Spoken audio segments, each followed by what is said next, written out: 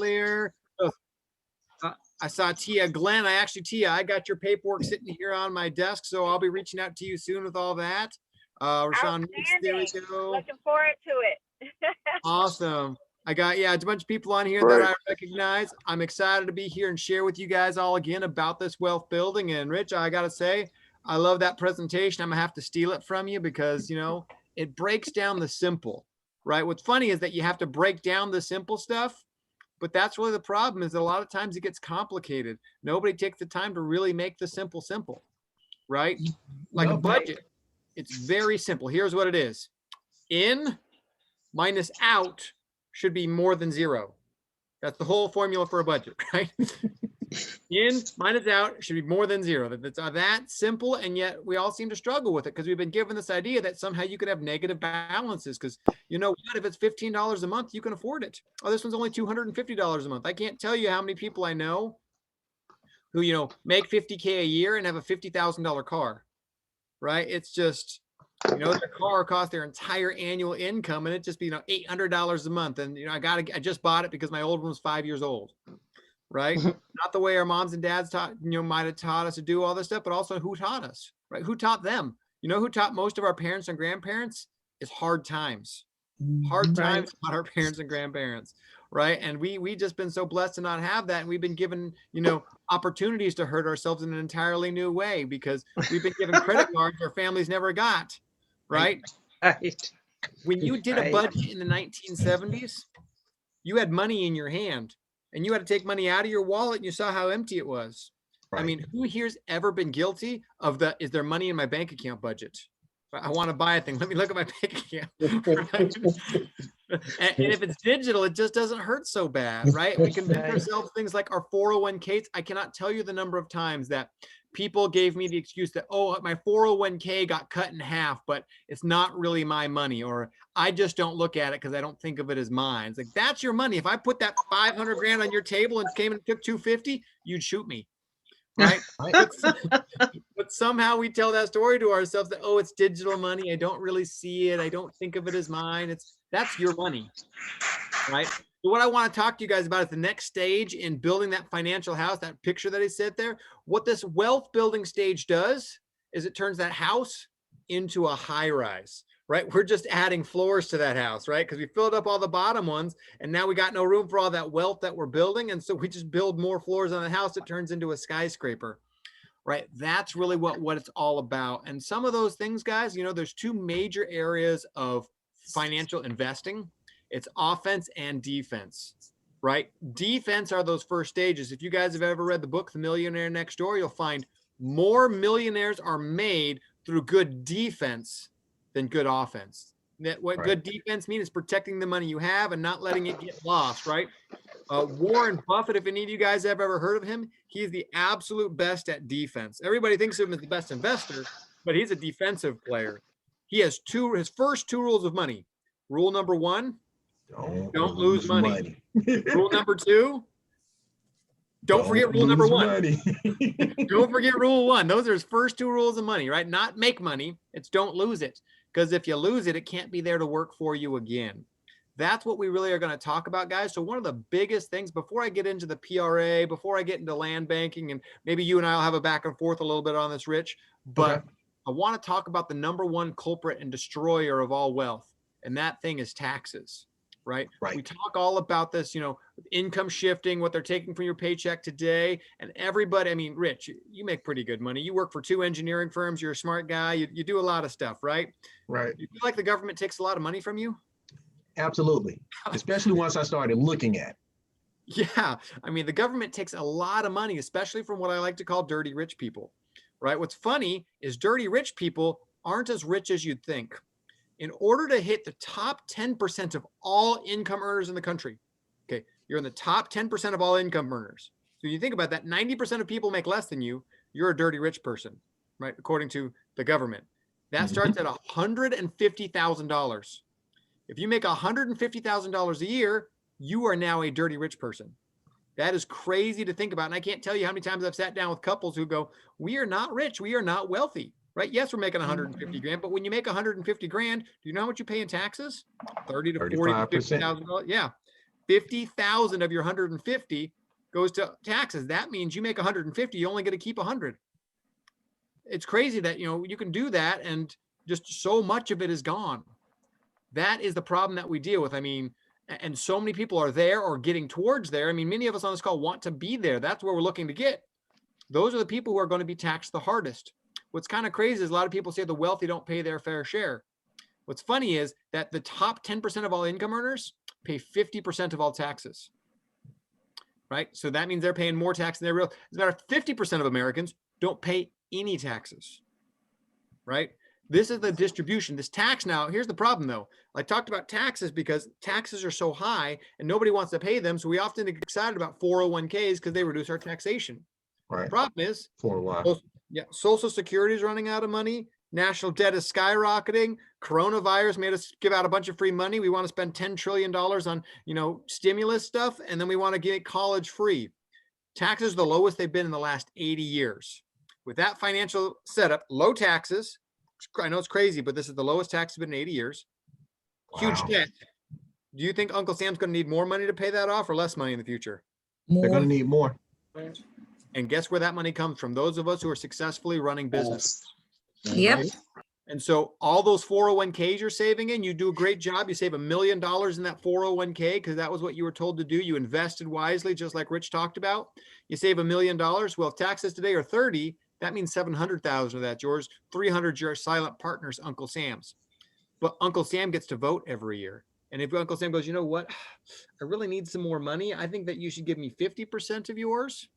Then your 401k just got hit by a major market crash called Uncle Sam, right? Because we're all worried about the stock market crashing. But what about if Uncle Sam just reaches his hand and takes more too? It's the same thing.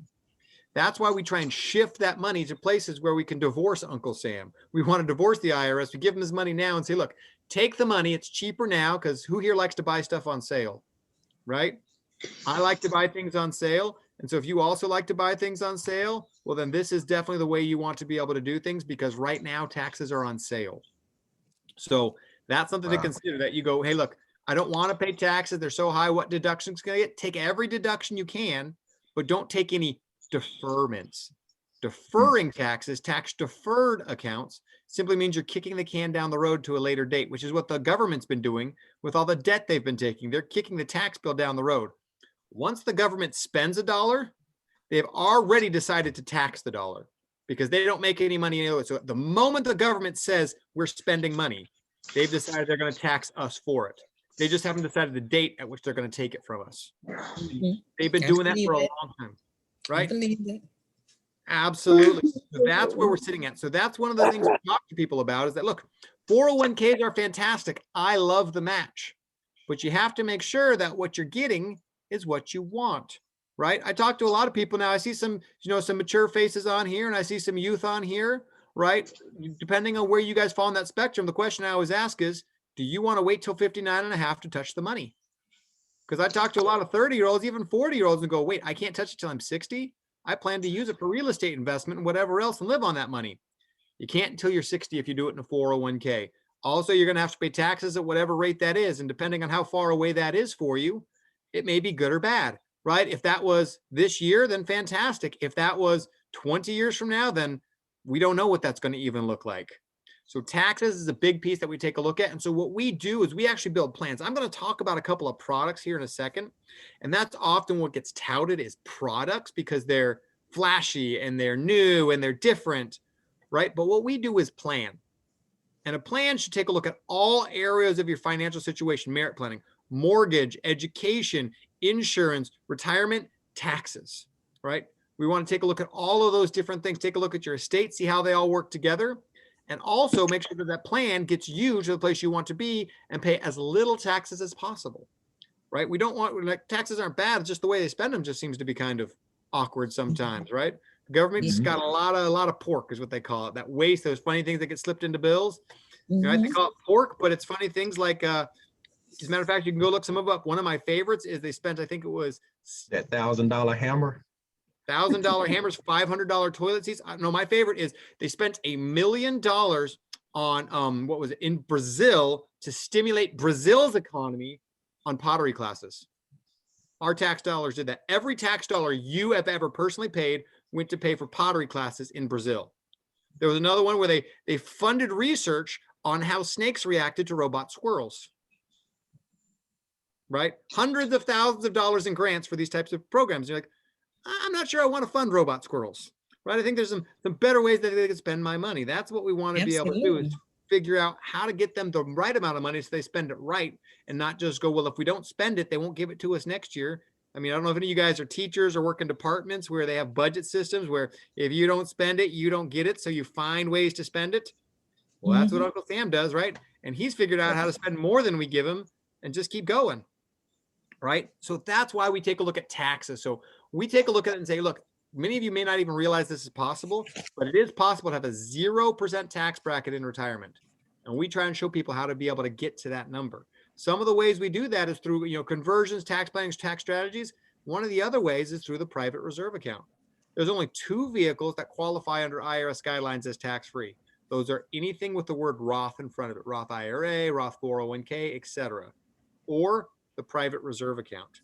If designed correctly, it follows all the IRS tax guidelines. You can get money in there, but it's got different rules and guidelines than every other tax strategy out there. So we got some people on here that I recognize, probably been with the program for quite a while. We also got some new faces and people who want to get educated here.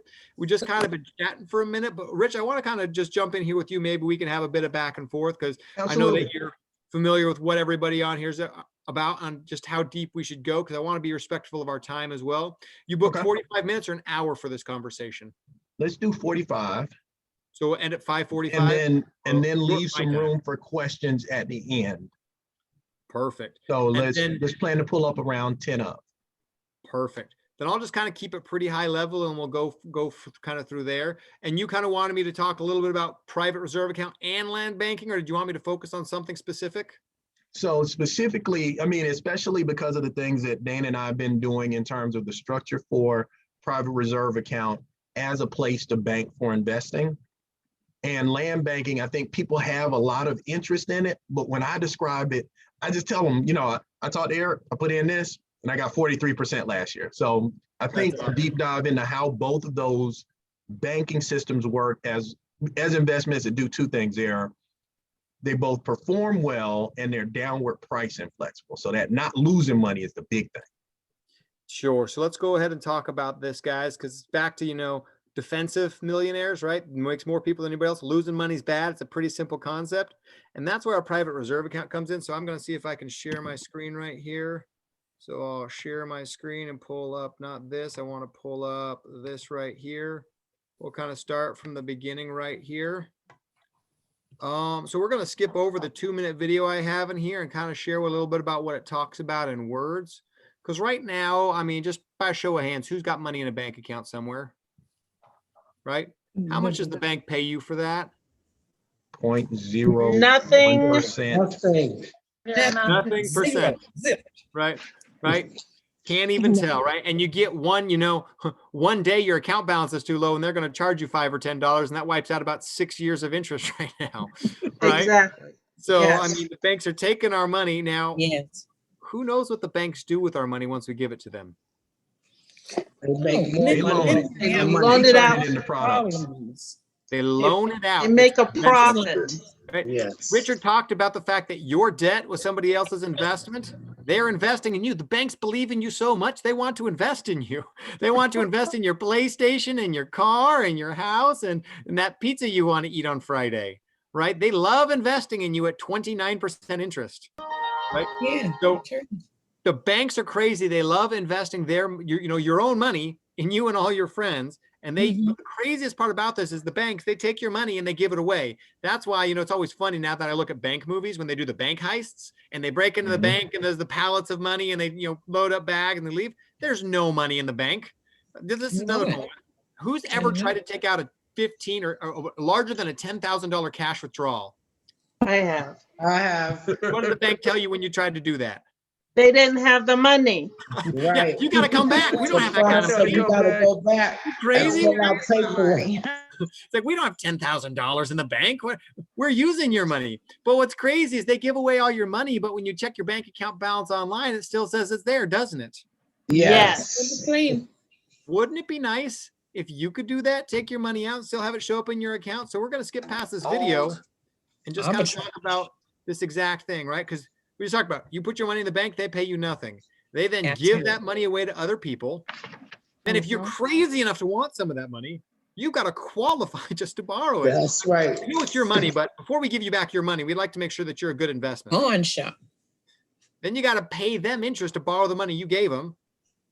They set the loan terms. Oh, you're going to pay us back over 30 years, but as opposed to paying us back interest a little bit at a time, like you would on any other thing, we're going to have you pay us back all the interest for the first 10 years. So that you don't even get the principal pretty much till the end. That way, if you change later, we got all of our interest, right? And all my money.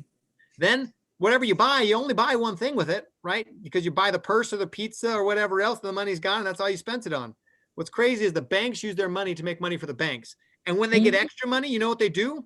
They build a stadium, they put their name on the top, and then charge you to get a seat, right? Like you paid for it, but you got to pay to get in, right? Oh, this ain't Chase Stadium, it's your stadium. You built it, right? We're taking back those rights that we've had to our money all along. And that's where the private reserve account really comes in.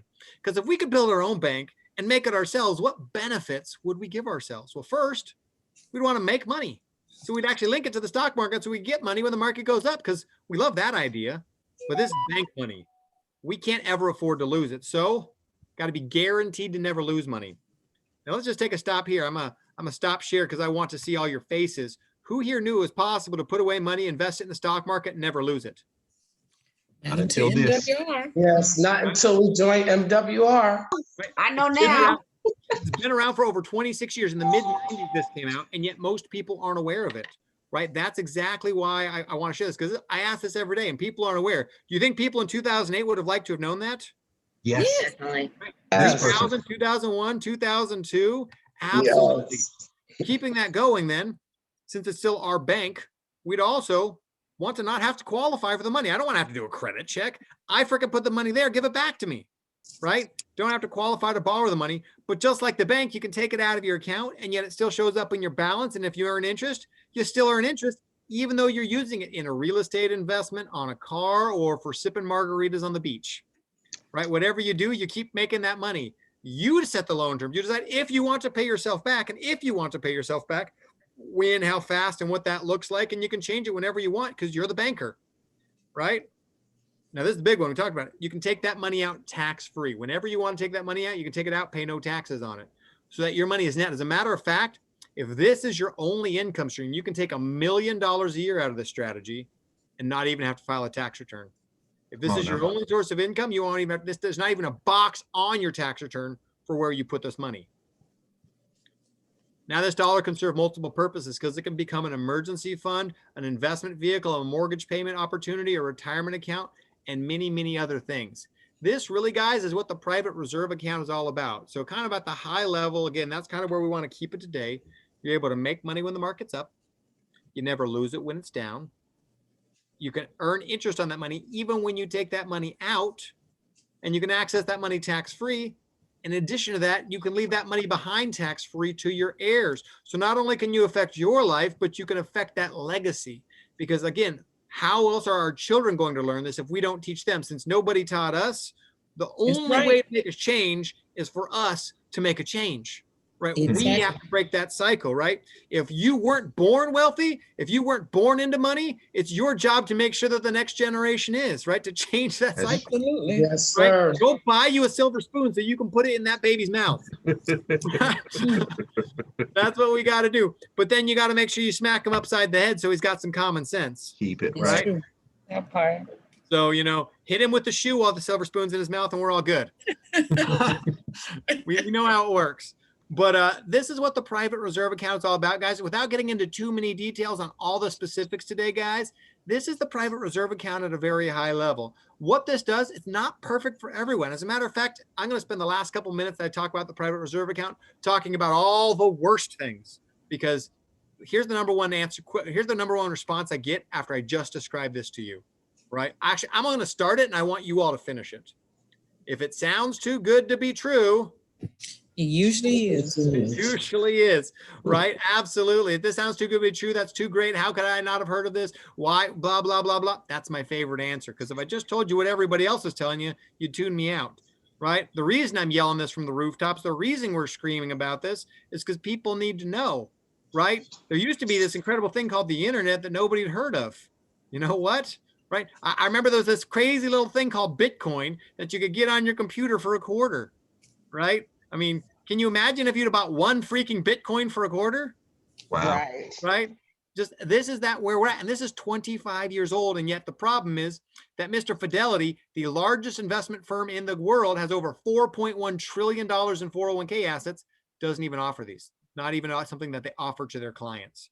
So this is the concept that we're talking about, right? That's why we're yelling about it. So let's talk about some of the negatives. First thing is, it's not magic. It's not an actual replacement for a bank account. You don't get a debit card be linked to it. This is still long-term savings money.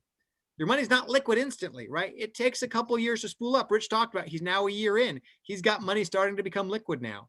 That first year, you have almost no money liquid. That's why that foundation and that emergency fund are so important, because like he talked about, you start putting all your money into this, you take every penny out of the bank and you put it into this, and then you know what? Your tire goes flat. You got to cut that bone like he was talking about, because you got no cushion.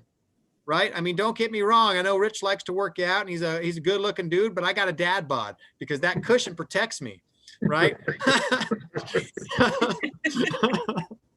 Right? So we got that little, that little cushion, that protection that says if stuff happens, something between you and that road. When you're riding a motorcycle, you wear a jacket, you wear boots, you wear a helmet. So that when that thing happens, you're not just riding that asphalt on your skin. Right? We want to make sure you've got that cushion, that emergency fund that protects you. That's what it's there for, because it takes a little bit of commitment for the PRA. If you start up a crypto account, you can put $50 into crypto, never put money in again, never think about it, and be done. In order to follow the guidelines that the IRS has set for these, I tell everybody it needs to be a minimum of 3-year commitment. You need to set, I'm going to say $300 a month, and I'm going to do it for 3 years, right? You got to commit to it. Right? There's liquidity and flexibility in there, but look, if you want to do it right, you need to make a commitment. Because the truth is, wealth doesn't happen on accident. Like Rich said, it doesn't happen by saving what's left over, because there's never anything left over. It's an intentional, disciplined approach to creating wealth. And that's what the private reserve account is. So it's not instantly liquid, and it takes some commitment to be able to get it going. Right? That's a little bit about the PRA. It's not for everybody. It takes some time to grow. If you want this money in the next 12 months, not the good place for it, right? If you want in the next 2 years, we can start talking maybe, right? This is what takes time. Yeah, somebody mentioned this is Court or other advisor talked about. That's what we tell everybody. It's a commitment. This is exactly what you have to be able to do. This is a great tool that does have a place in many people's portfolios. Oh, one other major con, because this is a question I get every day. Can I empty my 401k and put it in this? And the answer is yes, but I never recommend it. Because like Rich talked about, they take you on the front, the back, and sideways. If you're under 59 and a half and you take money out, this is tax-free. The only takes away to take your 401k and put it into something that's never going to be taxed is you got to pay taxes now. And if you're not old enough, that means you got to pay penalties now. So they're going to take a little bit out of your backside, just to be able to get that all going. So that's another question that I get a lot. Got some questions coming in your chat. Lee was saying she appreciated the transparency in the conversation. We're always very clear about it because we believe in that. I can't tell you. I mean, honestly, half of my job every day is to tell people they're not ready. I take a look at their situation and say, hey, you know what? That credit card over there, that could use that $500 a month, right? Something else I find a lot happens with my clients. Nobody likes an emergency fund. My bank account doesn't grow. I don't like it. So I took, I keep $100 in my bank account and I put the rest in the stock market because I want it to grow. What happens the day you need that money and whatever else, you get that going? Yeah, I think this is being recorded. Definitely got all these things going for you. Oh, somebody just admitted this. Yes, I will tell you that because I have told you don't keep it all in crypto. Don't keep it all there because you need it, right? You need that emergency fund in the bank. Truth is, an emergency fund is just an insurance policy. It's insurance against life happening because life will always happen, right? Yep. God forbid there's a worldwide pandemic and people lose their jobs and can't work for a little while. I have a life insurance policy of 50K. Can I transfer it into the private reserve account? That's definitely something that's a possibility. So Manifa, you need to book a consultation so we can take a look at your individual situation. So life insurance has some opportunities there. We got some more chats coming here. You know what? It seems like I'm taking some questions on PRA. Let's just do that before I get into land because that's a whole second topic. Okay, it's good. We're here. What if you're past 60-year-old? Can you move your money out now? In a 401k, yes, you can move it out of a 401k if you're over 60. Is it best for you? We need to take a look at your situation. It depends on how quick you want to start taking income and whatever. But yes, at 60 years old, since there's no penalties, it can make sense. Hey, it's great, Layla. This is the can of worms that needed to get open. I didn't want to go any That's what further we're here for. anyways, right? We're here for questions. So you know what? We want to go ahead and do this. Just tell you what, here's what I'm going to do. I'm going to stop sharing. I'm going to put this up. And if you would like to ask a question, I'm going to let you raise your hand. You guys can raise your hand and I'll call you one at a time so we don't have everybody yelling Okay. at me. Okay, I see LA Powers has a hand up over here LA on top Powers, right. go ahead, LA. Hello. Thank you, thank you, thank you. This is fabulous. This is what I've been waiting for. Question. I have like, 20, 30,000 in a savings account. I need something else. What else can I do until I'm qualified for a PRA? If you have $30,000 in a bank account, there's a good chance you're pretty close to qualified for a PRA, because Right. reallocating some funds, what you might find is if you got some debt, we may say, look, take 10 of your 30K and pay off some debt, whatever else. So you're also at the point that you should book an individual consultation and we might help you shuffling your money. You may be ready for a PRA today. People who are not ready for a PRA are people who have $200 in their bank account and are debt up to their eyeballs. If you've got that Right. much money in the bank, there's a good chance that either now or within 2 or 3 months with shuffling the money around, you'll be ready for your PRA. So schedule a time. Let's have a conversation. You guys want to, Rich got my contact information. You guys can text and reach me out to me directly through Rich and he can get you connected with me. Okay, I already talked to Cord and he said I'm not ready. Okay, well then here's what I want to do. I'll talk to Cord. There's probably something going on in your life and I don't know what it is. Mhm. It Yeah. could be debt. It could be lack Student of loan. income. That's what it is. It's student loan. Okay. And I don't want to give my money to them. Know that feeling. Is it a government student loan or is it a traditional student loan? What? Is it a government loan with a low interest rate or is it one of those traditional student loans where they can send you to collections and everything else? Traditional. So yeah, so that's the problem. That's the high interest rates. Because here's how much debt is it? A lot? It's 6 figures? Low? 32. I think it's around 32,000. It could be less than that now. And the interest rate is 5.525, something like that. Okay. Tell you what, I'll reach out to Cord, have a conversation, because what I don't want to do is get into everybody's personal details in front of everybody. There could be Okay. something else that I'm not aware of. There are situations where people have cash where it doesn't make sense, because sometimes I take a look at people and say, hey, look, you know what, based on your specific goals, wanting the money in 3 years, looking to buy a house, whatever else, because I don't know what your bills are. If your bills are $5,000 a month, you need at least 15 grand in the bank minimum, right? So Yeah. 15 grand in the bank, and then that other 15 grand, maybe it's like, look, there's not enough that if you spent some more on this other stuff, then you'd be Mhm. ready. But I mean, you write a $15,000 check to something that pays down some bills pretty quick. So again, it might not be now, but like I said, you're probably getting close if it's going to make sense. So Okay. if need be, what I want you to do is hit Richard later and you can get my information. You can text me and I can text Cord and we can have a conversation. But truthfully, Cord great at this, right? Cord knows your Yeah. situation.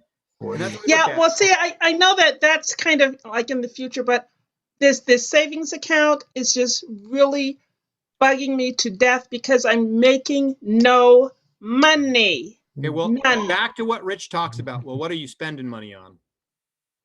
I'm not. I got like my Your car only payment and debt, the student loans, student loans, and then let's see, no credit student cards. loans. My car, no credit cards, no.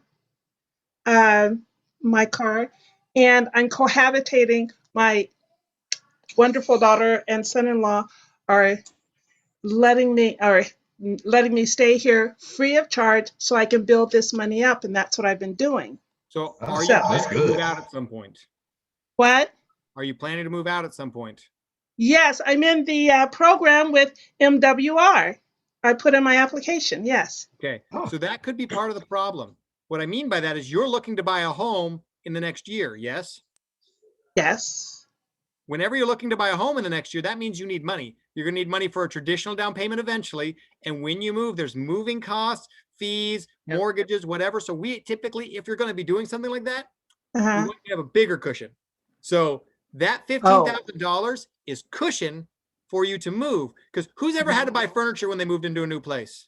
Man. Who's Yeah. ever had to buy decoration? Who's ever had to do a down payment? Who's had to pay a moving truck? Who's had to set up utilities and enter security Et cetera, et deposits? cetera.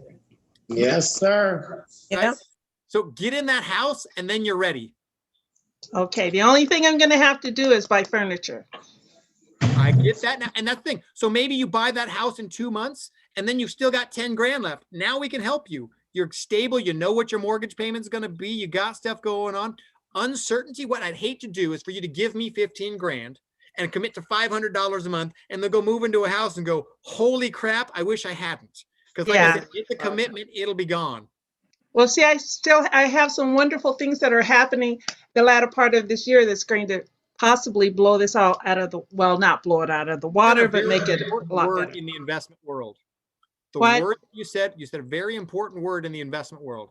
That word was possibly. Right? Because No, this is a guarantee. What the increase in income is a guarantee. Well, good. Then when you get it, you'll be ready. Okay. It's on the way. Okay. It's on the way. When you're Okay. there, we get it. Because one of the things that we don't want to do is Huh? buy too big a bucket. Right? Yes. A lot of people buy the house they're one day going to afford. They're buying the car they're going to be able to get and spending that money. I don't know if anybody ever worked on commission and closed a deal and spent the money and then the commission didn't hit. Right? Right. That's what No, we don't exactly. want to have happen. So we're incredibly cautious there because, like we said, there's more defensive millionaires than offensive millionaires. Okay. So definitely want to keep that going. Hey, I'd love to keep going with you, LA. This is a very specific situation. I want to give somebody else an opportunity to have a chance to chat. Right. Yes. Thank you. No problem. Go ahead and raise your hand. Either raise the hand button or raise your physical hand. Don't forget. Gwendolyn.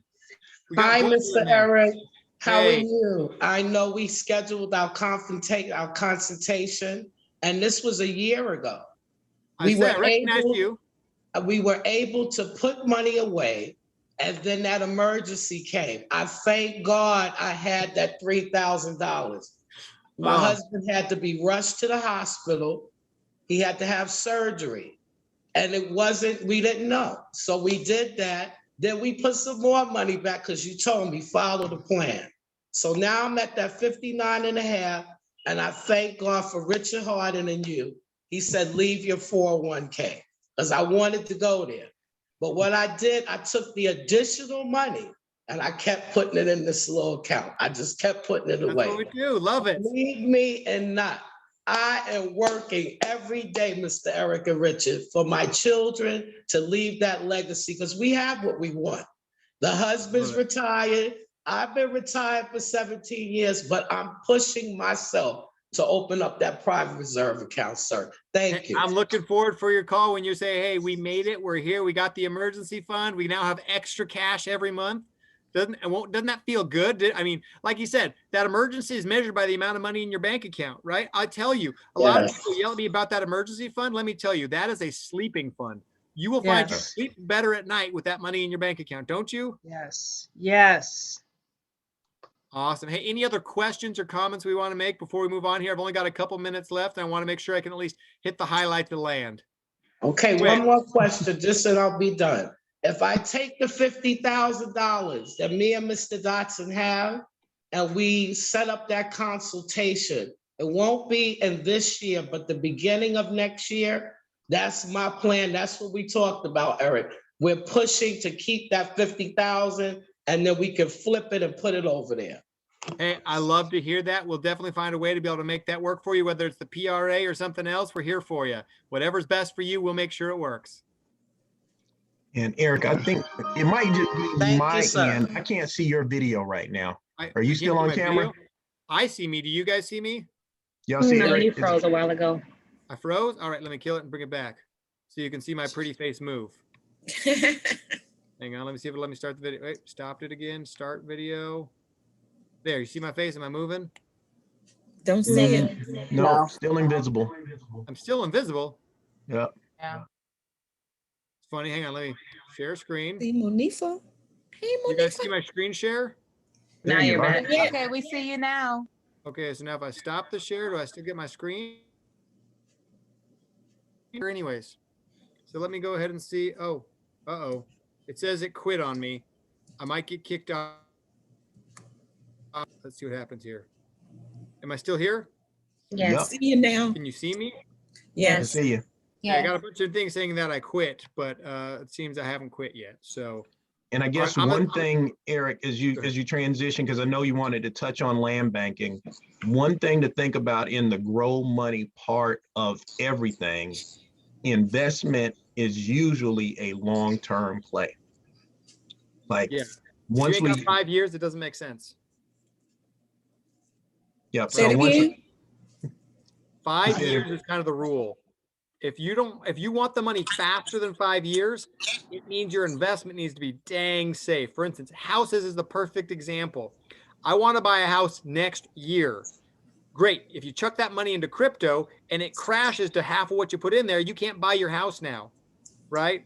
That's the problem. You put it, I mean, I'll get gains. I'll triple my money, maybe, possibly, right? That's why short-term investments are high risk. They're not the basics. So what I'm going to do here real quick is just share a quick moment about land, and then I'll take a question or two, and we'll make sure that we get out of here and let you guys go on time. Let me go ahead and escape out of this thing. Pop over. About this, the concept of land banking is pretty simple. I mean, how many of you, oh, don't send. Still says it quick. Can you guys still see my screen? I can still see it Yes. right now. Click don't send.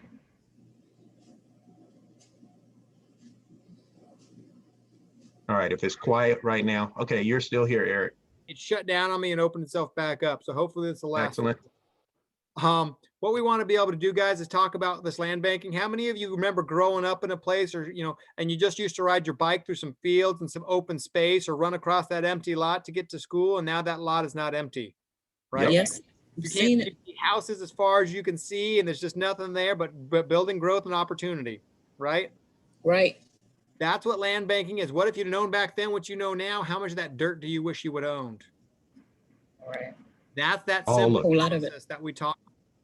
Buying land in that path of growth, waiting for its maturity to grow. This just talks about how we're an Inc. 5000 company. We've been tested, vetted. We got a lot of growth because a lot of people are just sick and tired of being sick and tired. So what is a land banking and who are we, right? Our goal is to fulfill the long-term financial goals of our clients with our proven land banking solution. So now, This is- Eric, your screen sharing still gave up on you. So we see you, Okay. but not your screen. Let me see if I can screen share again. Am I still a co-host? I can screen share. Here we go. Share my screen. Share again. There you go. To create wealth using the oldest, safest, and most secure prosperity the financial industry does not want you to talk about. Like, for instance, Richard said Fidelity couldn't talk about real estate. Yet when Rome wanted more money, what did they do? They conquered more They land. bought countries. Yep. That's exactly what we do, right? So just that real estate's the oldest investment there is, right? The best investment on earth is earth, right? It adds true asset diversification. You always don't be diversified. Well, if you got 5 mutual funds and they all go up at the same time and they all go down at the same time, regardless of what your advisor tells you, you're not diversified. This adds a hard asset. It's physical. It's not linked to the dollar. Anybody who's worried about inflation or the dollar becoming less valuable, real estate is the original hedge against inflation because it's a fixed hard asset. They aren't making any more of it. Exists and it's going to be needed. Right? We also have equity day one. We're buying things 20 to 40% below market. If you could buy your next door neighbor's house for 20 to 40% below market, would you be interested? Absolutely. That's what we're sharing with you. Now, this is the key thing about land banking. It's buying land before it's needed for development, holding it for 7 to 10 years. It's not a tomorrow, and it's also not a 50-year hold, right? This is not land in the middle of nowhere that no one's going to need for 120 years. It's a 7 to 10-year hold time, and then selling it for more than you bought it for. Major companies have been doing this, and the wealthy have been doing this. Now you can too. The minimum is 40,000 because you're buying land without a loan. You're going through escrow. You're getting title. You have a deed, just like you would there. Now, where we work is that anyone who don't recognize that state, that's a little state called California. I know there's a lot of crazies that live there, but the cool thing is you don't have to live there. You just have to know that other people want to live there, right? What's crazy about California is that circle right there. That's a 60-mile circle. 1/3 of it over is water. That is the 15th largest economy in the world. So that more economy than most countries. It's the 2nd largest in the US, and over 50% of California's entire population lives here. If you've ever driven in LA, you probably know how that traffic is bumper to bumper. That's because there's 19.2 million people living there, without enough room for real estate. And that's why California real estate is so expensive. It's not because their house is nicer. If you took your house, wherever it is, and you transplanted it and dropped it right in the middle of LA, it'd be $1 million home. Right. Not because your house is nice. The rebuild cost might be 200,000, but it's the dirt that's underneath it. A lot of people fighting for a little bit of it. And the U.S. Census Bureau is expecting 1.9 million net move-ins. And that includes net people. Everybody's fleeing California. You're right. I live in Arizona. They're coming here in droves, right? They're like 500,000 people a year are leaving from California and coming here. But 300,000 people are leaving Arizona and going there, right? And that's just one state, but there's 50 states going to California for their nice weather and everything else, right? That's just what's happening there. So they're having net move-ins even with everything that's going on. This is my favorite. A lot of people say, why don't you invest in Texas or Florida or where I am? I hear some great things about Texas and North Dakota, or Georgia is exploding right now. Florida's doing some incredible things with everybody leaving New York to come there. That's fantastic. There's one key investment principle that's very, very simple. Supply, demand. You want a very limited supply with a massive demand. I live in Arizona. We've got, I think, 7 million people in Arizona. There's 19 and a half that live in this circle. There's more people living in that circle than Oregon, Nevada, Arizona, Idaho, Utah, Montana, Wyoming, and New Mexico combined. And most of all of California is already developed, a very limited amount available. And that's this Antelope Valley. This is the last area for building growth and expansion. It's built out to the oceans, to the mountains, and all the way over here, it's a 3 or 4 hour commute to get there. This is the last area within a commutable distance of LA. When people in your town want to buy a bigger house and still, get a better lifestyle, they move to the outskirts where they can buy more house for less dollars and commute in. This is a 1 hour commute to LA. There's over 100,000 people that daily commute back and forth on this.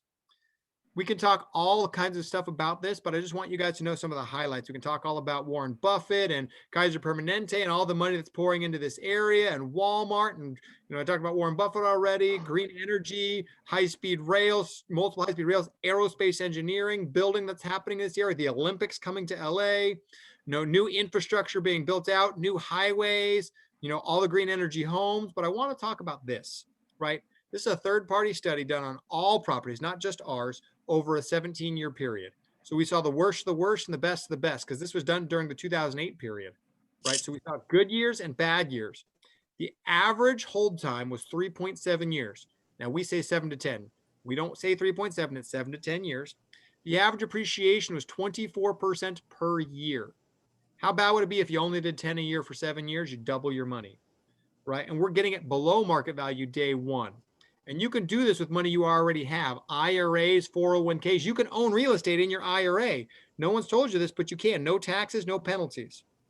So this is great for anybody who's looking for a long-term stable investment, recovering from the stock market last, wanting an investment you can understand. You buy the dirt where people want to be, and they come to it, right? If you build it, they will come. Wanting peace of mind about retirement, tired about worrying about all the economic volatility, all the spending, all the inflation, all the crazy. It's a set it and forget it. It's very simple, right? Worried about how your estate will pass? Real estate's a great way to pass money generationally. We don't have a sustainable legacy plan or have 40K or more in qualified account or cash, right? This is how we help people. We're just about out of time. I think I could take maybe 1 or 2 questions if somebody has a specific question about this, not about your personal situation. If you have more than 40 grand, it's a possibility for you. Is it a yes? I don't know. But if you have a question about land in general, I can definitely answer those questions. Go ahead and raise your hands and I'll pay attention to see who's raising their hand. Do I see anybody raise All their hand? right. Let's see. Looking for hands. Let's see. Gwen has a hand. Gwen, hey that's the only Gwen, one. go ahead, Gwendolyn. Yes, I was putting our listening to the experts. So I'm just asking you a question. I believe that if we start our PRA, let that sit, and the additional money, because my husband collects a pension, from New York, plus his paycheck. I make additional money. Plus with MWR, I made money. Plus I have a business and I made money. We talked about that. I'm still making money. I'm still making money in the business today. So my question is, should we continue just throwing that money over there, wait till we get the PRA, and then try? Because we're up in age. And I just think we're up in age. Hold time.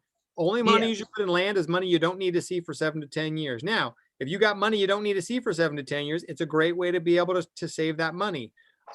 You don't have to wait for a PRA to get land. You can buy land using IRAs and 401ks if it makes sense for you right now. If you have liquid IRAs and 401ks that you can move away from the employer, and if you're over 60, you can. It could be a discussion that we could have. So if you want to reach back out to me, we can have another conversation. Stephanie, I thank see you excited over there, or is that something else? I was excited, but that was something else. Okay. Share with the group. No, just kidding. Anybody else have any questions? You said Steph. Yes, I see your question up. Hey, Eric. Hey, Rick. You guys are doing amazing. Just one quick question. You keep saying 7 to 10 years. Now, I have 2 private reserve accounts, but my next goal is the land banking. What if I don't want to, sell it in 7 or 10 years? Can you just hold it, like you said, for long term for your heirs for generations to come? It's a possibility if you have enough money to buy a parcel yourself. If you're sharing a parcel with some other people, they have to be able to vote. But the thing is that, let's say your parcel sells in 10 years or 7 years. We had a client who sold it in 6 months, and then the next one sold in 3 years, and she was mad because she was 70. She's like, I want to leave this to my kids. Quit selling my property. So what we did, we just keep rolling it into a new one. You just do a 1031 exchange into a new property. There's no taxes, and you just keep rolling it over and buying new properties. So that's what the 1031 exchange is. Yep, it lets you move money from one real estate investment to another real estate investment with no taxes. No taxes. Thank you. I see a thumbs up. I see a hand raised on Valencia. Valencia? Oh, you're muted. You got to unmute yourself. Hey, go ahead and ask your question. It's Vanatisha. My question is, okay, you said about the buying the land and holding it for 7 to 10 years. Is that only in a area that is high on supply and demand, like where you were saying in California, or can you buy land anywhere and hold it for 7 to 10 years? You are capable of buying land anywhere. We only buy land in this area because we've done the research to know it'll last for 7 to 10 years, because we don't want to hold land for 50 years. Right? Because if you buy land somewhere else without doing enough research, there could be issues. Now, here's the thing. You can land bank in your own backyard as long as you can acquire it correctly, maybe in the correct area. It might work here and there. We take a look at this area because we've done all the research that has the best opportunity for growth, because technically this is a speculative investment. You could theoretically not make money, or it could theoretically even take longer than 7 to 10 years. I live in Arizona. In 2008, our real estate market crashed hard because it was built completely on construction. And when that died in 2008, all the value went away. That's why we invest in an area like California, because they have the basic principle, supply and demand. They still have 19 million people in a limited area. That doesn't change just because the economy is bad. The people who are still doing well, just like during coronavirus, some people thrive and other people are hurt. Those who are thriving still need places to live, and they'll still be buying in an area where they can afford it. Because the average home price in LA is $685,000. In the Antelope Valley, it's around $350,000. That affordability factor is massive. Okay. One last question before we go here. Any last question? Otherwise, I'll kick it back over to Rich and he can close us out. Rich, it looks like it's over to you. Just wanted to say thank you, Eric. Good to see you as always. Good to see you, Tia. Love it. Love it. Thanks so much. Rich, I'll kick it back over to you. All right. Well, again, Eric, want to thank you, for the wealth of information on wealth accumulation. Because can you guys tell that Eric knows what he's doing, but he also gives good advice. Sometimes that advice is weight. Yes. Yes. Now, and here's what we'll do. This is our goal across the movement, is to make wealth real. It's three things that we do. We save, make, and grow money. Every time we do any one of those things, it puts us in a better position to do more. If you heard something tonight that you're not ready to do financially yet, all you got to do is figure out how many of your 12, 5, and 3 do you have to put together with 2 more to get to where you're making enough money that you have more than enough to use right now, because that's the plan. So make sure we get our housing in order with the steps, starting from the bottom. Foundation, get your mindset, get your education, stay around a team of people that are doing these things, having these conversations. Write your budget down so that you're spending no more than 80% of what you make. put yourself in a place where you've got that emergency fund in effect. Mini emergency fund first. Get yourself out of debt. Stop being someone else's passive income. Build a true emergency fund, and then the floodgates open. Because when you can invest with confidence, when you can set it aside and watch it grow, because Eric, when we talked the other day, I did not know my appraisal value. That initial placement that we did, it went up 43% in the year from when we first put it in. So it is one of those things where I don't think my parcel is going to last for 7 to 10 years. So I got to get my 1031 exchange plan ready. So altogether, that'll be our wealth accumulation call. Now, for those of you that were checking in for a 9 o'clock call about how you get yourself in position, how do you make the money, how do you save the money, how do you grow the money, is on this same Zoom. I'm going to stop this recording.